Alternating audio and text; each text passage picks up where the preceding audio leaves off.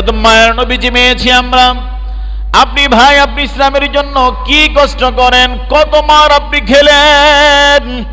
যেই নবীজির চেহারা মোবারকের দিকে তাকালে একজন মানুষ, না খাওয়া মানুষ, 10 দিন 20 দিন না খাওয়া মানুষও যদি মায়ের নবীর নূরানি চেহারা মোবারকের দিকে তাকাতেন, একজন না খাওয়া মানুষের পেটের ক্ষুধাগুলো নিবারণ হয়ে যাইত। এত সুন্দর চেহারাওয়ালা নবীজি আমার চেহারার মধ্যে কাফেরেরা পাথর মেরেছে, আঘাত দিয়েছে। আমার নবী কখনো ব্রু কুঞ্চিত করে নাই, আমার নবী কখনো রাগ করে নাই। এজন্যই রাগ করে না। যদি নবীজি রাগই করেন তাহলে দাওয়াত দিবেন কার কাছে? এজন্য নবীজি কষ্ট পেয়েছেন, কষ্ট করেছেন, কিন্তু কোন মানুষের উপরে কখনো নবীজি জুলুম করে নাই। আজকে আমাদের যুগে আমার ভাই যদি আমাকে আঘাত দেয়, আমি ভাইরে মামলা দিয়ে দেই। আমার ভাতিজা যদি কষ্ট দেয়, লাঠি দিয়ে দৌড়ান দেই। ঠিক কিনা বলেন? কথা বলেন। কিন্তু নবীর আদর্শ কেমন ছিল বাবা? নবীর আদর্শ আজকে মুসলমানদের জীবনে নাই বললেই চলে।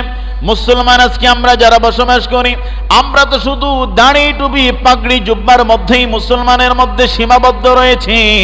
অথচ আল্লাহর হাবিব সাল্লাল্লাহু আলাইহি ওয়াসাল্লামের জীবন কত কষ্ট কেটেছে রে বাবা। আজকে আপনি ইসলামের জন্য কি কষ্ট করেন।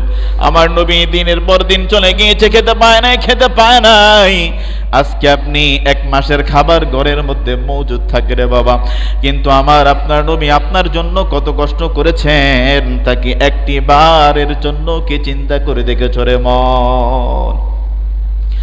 প্রিয় হাবিব কি পরিমাণ কষ্ট করেছেন আমাদের জন্য। এই জন্য প্রিয় ভাইরা ভালো করে বুঝেন, প্রিয় হাবিব আল্লাহ তাআলা তালিম দেওয়ার জন্য পৃথিবীতে পাঠিয়েছেন। কিতাব সুন্নাহ নিঃসন্দেহে ইতিপূর্বে সুস্পষ্ট গোমরাহির মধ্যে নিমজ্জিত ছিল।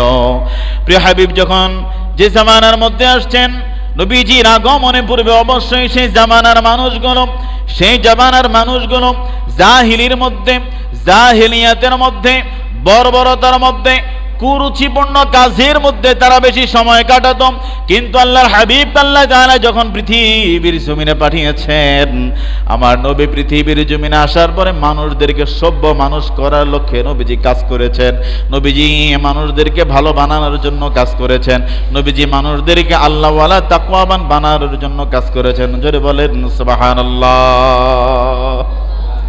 সে নবীর আদর্শ আমরা বুকে হাত দিয়ে কজন বলতে পারবো হুজুর?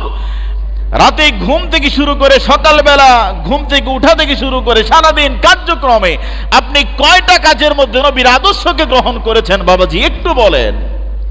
আমার কাছে কৈফিয়ত দেওয়া লাগবে না, নিজেকে নিজে প্রশ্ন করে দেখেন প্রতিটা কাজের কয়টা কাজের মধ্যে আল্লাহ রাসূলের চরিত্র আপনি ধারণ করতে পেরেছেন বাবাজি।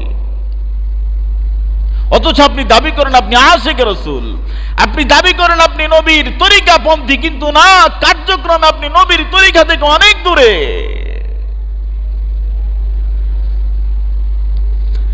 এই জন্য প্রিয় ভাইয়েরা, সময় যেহেতু আমাদের হাতে এখন রয়েছে, সময়কে কাজে লাগানোর দরকার আছে না নাই?